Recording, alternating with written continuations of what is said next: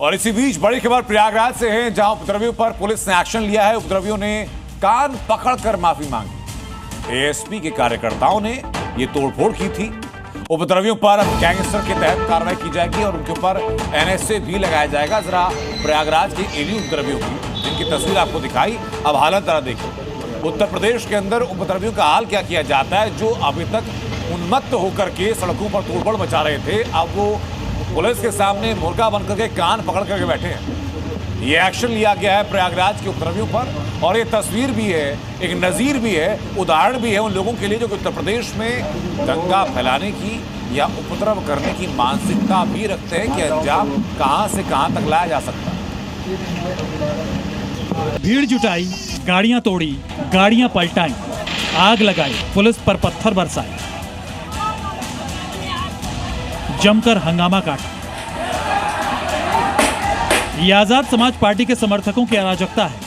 वही आजाद समाज पार्टी जिसके मुखिया चंद्रशेखर आजाद हैं। ये चंद्रशेखर आजाद की पार्टी के समर्थकों का तांडव था, जिसने प्रयागराज को 5 घंटे तक झुलसाए रखा। डीएम और एसपी तक बेबस नजर आए। प्रशासन हाथ जोड़ता रहा, लेकिन समर्थकों का हुजूम हाथों में पत्थर लिए खाकी पर कहर बनकर टूट पड़ा।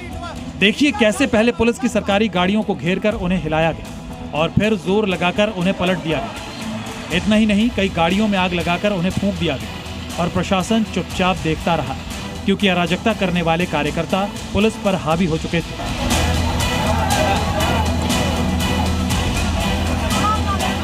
लेकिन अब यूपी के मुख्यमंत्री योगी आदित्यनाथ ने अपनी स्टाइल में उपद्रवियों का इलाज शुरू कर दिया है। दंगा और बवाल करने वालों के खिलाफ गैंगस्टर एक्ट और एनएसए के तहत कार्रवाई की जाएगी। जो सरकारी संपत्ति का नुकसान हुआ है, उसकी वसूली करने की भी तैयारी है। पुलिस ने अब तक 50 से ज्यादा उपद्रवियों को गिरफ्तार किया है और 50 से ज्यादा बाइकें सीज की।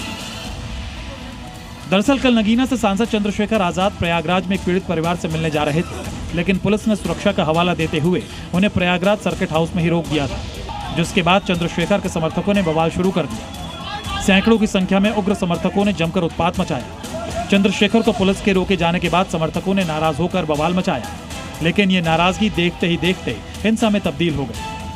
जो यहाँ पर तस्वीरें हैं वो बताने के लिए काफी है कि किस तरीके से उपद्रव बवाल जो है वो तोड़फोड़ की जो घटना है वो कारित की गई है। देखिए ये पुलिस की गाड़ी है, किस तरीके से इसको तोड़फोड़ की गई है, किस तरीके से इस पर पथराव किया गया है, इसकी हालत कैसी है, ये हम आपको ग्राउंड जीरो से तस्वीरें दिखा रहे हैं। और इससे आप समझ सकते हैं कि पुलिस की ये जो स्कॉर्पियो गाड़ी है वो किस तरीके से चकनाचूर है।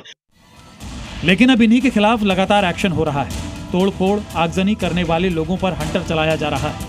अराजकता फैलाने वाले ये भूल गए कि उत्तर प्रदेश में योगी आदित्यनाथ की सरकार है। ये वो राज्य है जहां पहले ही सीएम ने आदेश दे रखा है, दंगा फैलाने वालों की घर में निकाल दो। उन्हें मालूम है दंगा करेंगे तो दुष्परिणाम क्या होगा। बाप दादों ने जो कमाई की होगी वह भी एक झटके में सरकार जब्त करके गरीबों में बंटवाने का काम कर देगी।